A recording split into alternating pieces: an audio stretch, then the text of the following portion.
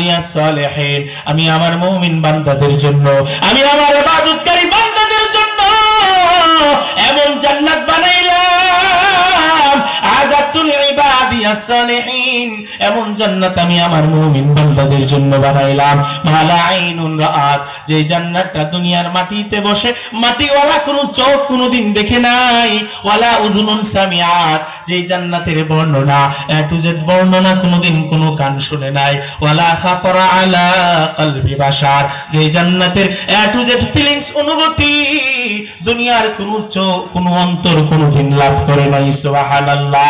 আল্লাহ তাআলা রাসূল নবী সাল্লাল্লাহু আলাইহি ওয়াসাল্লামের মাধ্যমে তার গোলামদেরকে জানান, আল্লাহ বলেন ফালা তা'লামু নাফসুম মা উখফিয়া লাহুম, ফালা তা'লামু নাফসুম মা উখফিয়া লাহুম মিন কুররাতি আ'য়ুন জাযাআন বিমা কানু ইয়ামালুন।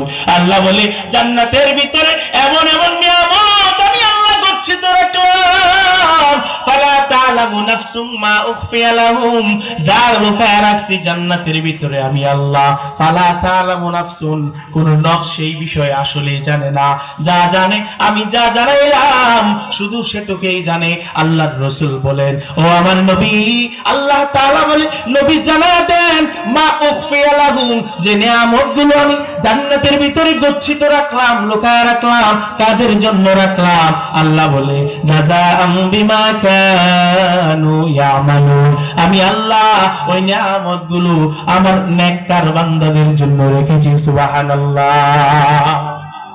আল্লাহ তাআলা জান্নাতের নিয়ামত নেককারদের জন্য রাখছে।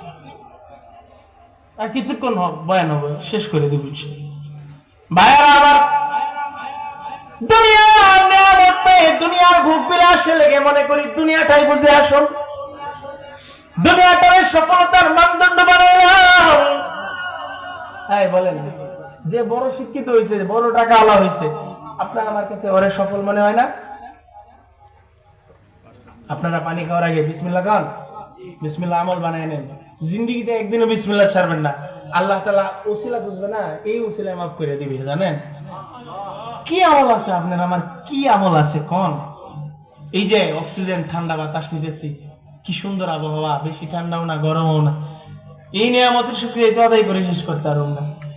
আপনি জানেন ঠিক এই মুহূর্তে রাত 12টায় আপনার অনেক মানুষ পতিতালয়ে আছে, আপনি জানেন? মানেন মানেন না?